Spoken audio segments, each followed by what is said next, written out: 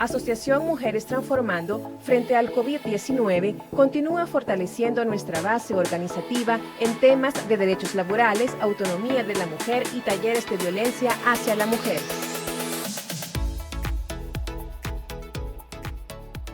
Hola a todas las mujeres que nos acompañan este día. Mi nombre es Vanessa Mengíbar y es un gusto para mí poder estar nuevamente con ustedes compartiendo acerca de derechos laborales.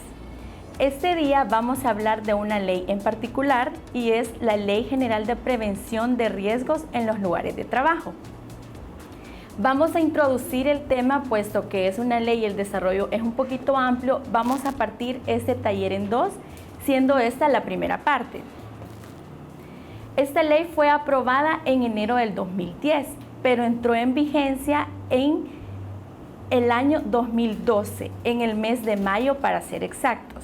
Esta ley contiene disposiciones generales que informan cómo mantener nuestro equipo de trabajo y nuestro entorno para proteger la salud y prevenir los accidentes laborales, o sea, los accidentes que ocurren dentro o durante la jornada de trabajo y más allá cuando vamos para nuestro lugar de trabajo y cuando salimos de nuestro lugar de trabajo y nos dirigimos a nuestras casas. El objeto de la ley se describe en el artículo 1 y establece que son los requisitos de seguridad y salud ocupacional que deben aplicarse en los lugares de trabajo, que garantice un adecuado nivel de protección de la seguridad y salud de los trabajadores y las trabajadoras frente a los riesgos derivados del trabajo, de acuerdo a sus aptitudes psicológicas y fisiológicas para el trabajo.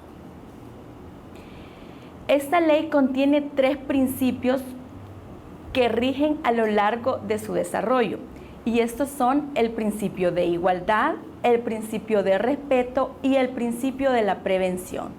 La igualdad de trato a todos los trabajadores y trabajadoras y las mismas oportunidades brindándose. El respeto a la dignidad de cada persona, a su derecho de trabajar en un ambiente libre de violencia, y la prevención, que es precisamente prevenir los riesgos en el entorno físico y el ambiente físico, pero también el ambiente psicológico y social del trabajo. El campo de aplicación de esta ley o para quienes esta ley fue creada es para las empresas privadas, pero también para las instituciones públicas. Quiere decir que esta ley se aplica tanto a las empresas de maquilas como a las instituciones gubernamentales que nosotros asistimos algunas veces. Vamos a brindar la definición de seguridad ocupacional y la salud ocupacional, que es en lo que versa esta ley, para que nosotros vayamos entendiendo y hagamos la diferencia entre una y en la otra. Y se nos dice que seguridad ocupacional se refiere al conjunto de medidas y acciones para identificar los riesgos que pueden provocar accidentes a las personas trabajadoras y así eliminarlos o prevenirlos de forma eficaz. Y salud ocupacional son todas las acciones para promover y mantener el mayor grado de bienestar físico, mental y social de las personas trabajadoras, previniendo todo daño que puedan ocasionar las condiciones del lugar donde se encuentra trabajando. Como les decíamos, es el espacio físico, pero también nuestro sentir, nuestras emociones, y por eso se habla de que se tiene que mantener una condición adecuada psicológica, mental y socialmente. Quiere decir que nosotros trabajemos en un ambiente saludable, que nuestro ambiente laboral no sea el más dañino para cada uno de nosotras. En el artículo 8 nos explica las gestiones de la seguridad y salud ocupacional en los lugares de trabajo y nos dice este artículo que será responsabilidad del empleador, o sea, del patrono, formular y ejecutar el programa de gestión de prevención de riesgos ocupacionales de su empresa o de la institución a la que él esté frente, de acuerdo a su actividad, y asignar los recursos necesarios para su ejecución. El empleador debe garantizar la participación efectiva de los trabajadores y trabajadoras en la elaboración, puesta en práctica y evaluación de referido programa.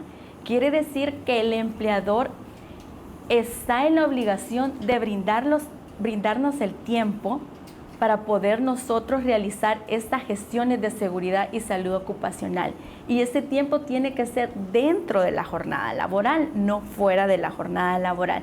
Nos tiene que brindar un espacio y nos tiene que brindar también la capacitación o la formación dentro de estos temas.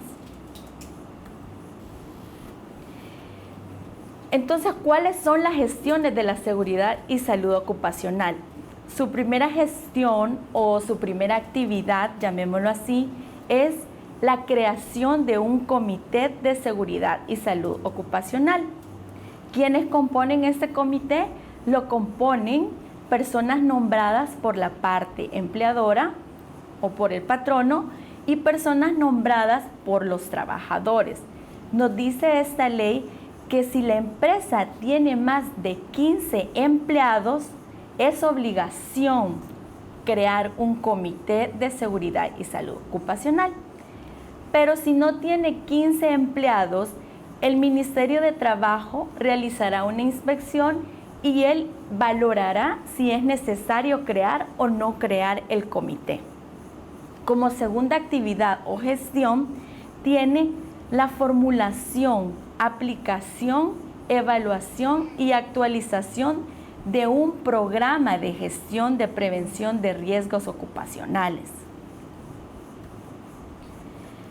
Entonces, vamos a ver que según el artículo 14, todas las actividades o las funciones de los delegados para la prevención o los que conforman este comité son: literal A, nos dice el artículo 14, que es colaborar con la empresa en las acciones preventivas. B, promover y fomentar la cooperación de los trabajadores en la aplicación de las normas sobre prevención de riesgos laborales. Quiere decir que entre los mismos compañeros que forman este comité nos van a ayudar a entender estas normas y a ponerlas en práctica. El literal C nos dice que es ejercer una labor de vigilancia y control sobre el cumplimiento de la normativa en materia de prevención de riesgos laborales mediante visitas periódicas. Quiere decir que ellos van a ser los vigilantes que nosotros los empleados cumplamos con estas normas. El literal D nos dice que es acompañar a los técnicos e inspectores del Ministerio de Trabajo y Previsión Social en las inspecciones de carácter preventivo. Como les decía, el Ministerio de Trabajo puede realizar inspecciones para ver si realmente la ley se está cumpliendo, si la normativa se está aplicando en nuestro entorno de trabajo, y serán estas personas que integren el comité quienes acompañen a los inspectores a realizar las evaluaciones. El literal E, proponer al empleador, o sea, al patrono, la adopción de medidas de carácter preventivo para mejorar los niveles de protección de la seguridad y la salud de los trabajadores. Como vemos, en este momento estamos atravesando una pandemia, la pandemia del COVID-19, por eso nosotros nos encontramos dando estos talleres virtuales y pues vemos que en este momento este comité es de carácter principal. ¿Por qué? Porque nos va a ayudar a poner en práctica las medidas de higiene para prevenir la pandemia del COVID-19 dentro de nuestro trabajo. Se han tomado medidas como el lavado de manos, el distanciamiento entre un empleado y otro. Se ha tomado la práctica de usar alcohol gel y sobre todo el uso de la mascarilla. Entonces vemos que este comité realmente es muy, muy importante. Ahora vamos a hablar de la otra actividad, de la otra gestión, que era crear un programa de prevención de riesgos ocupacionales. ¿Y qué debe contener este programa? Pues debe de identificar, evaluar y controlar el seguimiento de los riesgos ocupacionales dentro de nuestra empresa. O sea, ellos tienen que estar pendientes qué accidentes frecuentemente pasan en nuestra fábrica, en nuestra empresa o en nuestra institución, para reconocer el riesgo y poner en práctica una medida preventiva para que no vuelva a ocurrir. Tienen que también tener un registro actualizado de accidentes y enfermedades profesionales. Tienen que tener un plan de emergencia y evacuación. ¿Por qué de emergencia y de evacuación o en qué momento se va a utilizar este plan? Pues en nuestro país frecuentemente se dan temblores y a veces llegan a ser hasta terremotos. Entonces, este comité debe tener dentro de su plan un plan de emergencia y evacuación. ¿Qué puede pasar si ocurre un sismo? ¿Qué tenemos que hacer? ¿Qué medidas preventivas vamos a tomar? ¿Qué salida es la que en nuestro entorno vamos a agarrar? Porque se puede dividir la fábrica o la empresa en varios segmentos o departamentos. Entonces, ¿cuál va a estar a nuestra mano? Se tiene que identificar todo esto por medio de un plan de emergencia y evacuación. ¿Qué va a pasar si sucede un incendio en una parte de la fábrica o en toda la fábrica? ¿Qué es lo que tenemos que hacer? Tiene que contener este programa. Tiene que también tener el entrenamiento permanente, teórico y práctico acerca de las competencias técnicas y riesgos de los puestos de trabajo. ¿Qué quiere decir? Que si yo ocupo un puesto de trabajo, en este programa se tiene que determinar cuál es el riesgo que yo puedo asumir teniendo esta actividad. O en este puesto en el que me ubico, cuáles van a ser mis competencias físicas o mis competencias mentales para yo poder adquirir este puesto. Tiene que también tener un plan de divulgación para que todas las personas empleadas conozcan el contenido del programa, porque es importante que no solo se quede en papeles, sino que se lleve a la práctica. Entonces, ¿cómo se va a llevar a la práctica? Comunicándose a todos los empleados, porque todos debemos saber qué vamos a hacer en una emergencia, qué vamos a hacer si sufro un accidente dentro de mi empresa. Tiene que también tener la creación y ejecución de un sistema de señalización que contenga avisos de guía y prevención en lugares visibles. Como les decía, se tiene que identificar a dónde es una salida de emergencia, a dónde es un punto de encuentro, cuáles las líneas peatonales que debo de seguir o en qué líneas no me puedo atravesar porque a lo mejor pasan montacargas o herramientas muy pesadas.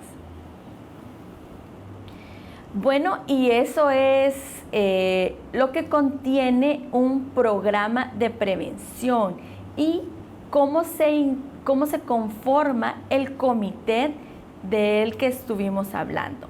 En la parte 2 de este taller vamos a ver más a fondo que esta ley es una ley general, la complementan o la ejecutan 4 reglamentos más, porque esta es una ley general nada más, y 4 reglamentos aplican su ejecución por partes. Entonces, en el próximo taller vamos a ver todo este tipo de infracciones que se pueden obtener si no cumplimos con las normas de seguridad.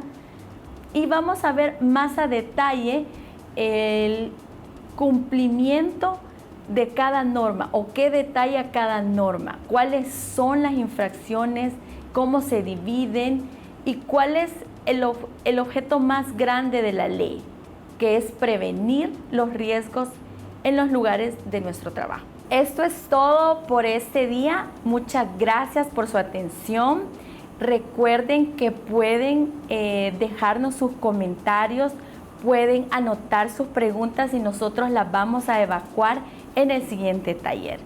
Muchas gracias, compañeras, por acompañarnos. ¡Feliz día!